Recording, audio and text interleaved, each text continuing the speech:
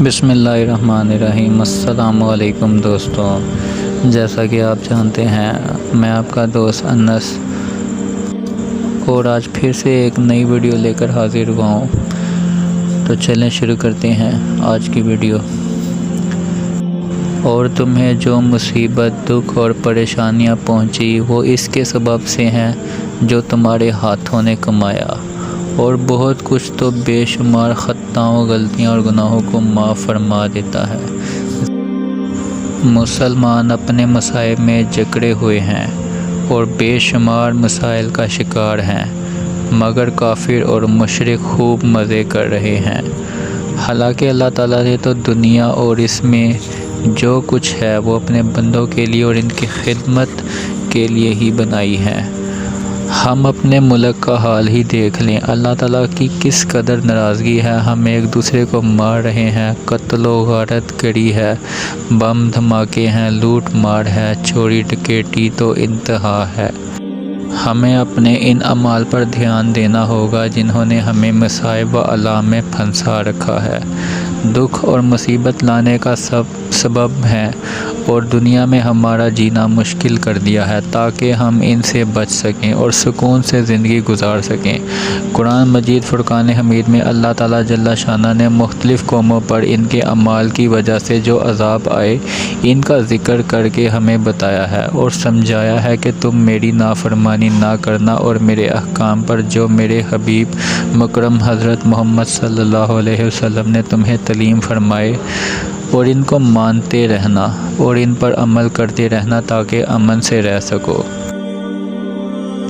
حضرت نوح علیہ السلام اللہ تعالیٰ کے برگزیدہ پیغمبروں میں سے ہیں۔ حضرت نوح علیہ السلام کو 1000 سال کے قریب عمر ملی۔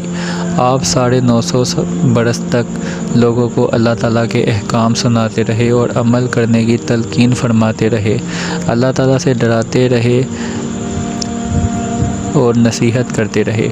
وہ لوگوں کو جتنا اللہ تعالیٰ کی طرف بلاتے لوگ اتنا ہی ان سے دور بھاگتے، اپنے کانوں میں انگلیاں ٹھونس لیتے کہ حضرت نوح علیہ السلام کی کوئی بات اور اللہ تعالیٰ کا کوئی فرمان ان کے کان میں نہ پڑے۔ آخرکار اللہ تعالیٰ کے حکم نہ ماننے کی وجہ سے نافرمان لوگوں کو غرق کر دیا گیا۔ یہ لوگ اپنے گناہوں کی وجہ سے ڈبو دیے گئے، پھر آگ میں داخل کر دیے گئے اور اللہ کے سوائے انہوں نے اپنا کوئی مددگار نہیں پایا۔ حضرت ہود علیہ السلام کی قوم عاد پر بھی اللہ تعالیٰ کی طرف سے ان کی نافرمانی کے سبب عذاب آیا۔ قوم عاد بڑی طاقتور اور شاذور تھی۔ حضرت ہود علیہ السلام نے انہیں اللہ تعالیٰ کا پیغام پہنچایا اور اس کا حکم ماننے کے لیے سمجھایا، مگر وہ نافرمانی سے باز نہ آئے اور کہنے لگے، جس عذاب کی تم ہمیں دھمکی دیتے ہو اسے لے آؤ۔ اللہ تعالیٰ جل شانہ نے قرآن مجید فرقان حمید میں فرمایا کہ انہیں عذاب کس وجہ سے آیا۔ جھٹلایا عاد نے تو کیسا ہوا میرا عذاب اور میرے ڈرانے والے فرمان۔ حضرت صالح علیہ السلام کی قوم سمود، جو عاد ثانیہ بھی کہلاتے ہیں،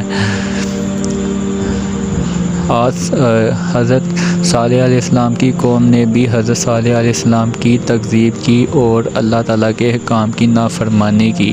اللہ تعالیٰ نے قرآن مجید فرقان حمید میں اس کا ذکر فرمایا ہے۔ سمود نے رسولوں کو جھٹلایا تو بولے، کیا ہم اپنے جیسے ایک آدمی کی تابعداری کریں؟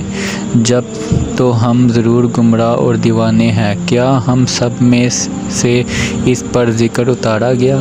بلکہ یہ سخت جھوٹا اترونا ہے، ہم ناکہ بھیجنے والے ہیں ان کی جانچ تو اے صالح علیہ السلام تو راہ دیکھ اور صبر کر اور انہیں خبر دے دے کہ میں پانی ان میں حصوں سے ہے، ان حصوں میں سے ہے یہ پانی، ہر حصہ پر وہ حاضر ہو جس کی باری ہے۔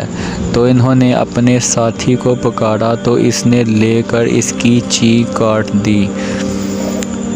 پھر کیسا ہوا میرا عذاب اور میرے ڈرانے والے فرمان۔ بے شک ہم نے ان پر ایک چنگاڑ بھیجی، جبھی وہ ہو گئے جیسے گھیرا بنانے والے کی بچی ہوئی گھاس سوکھی روندی ہوئی۔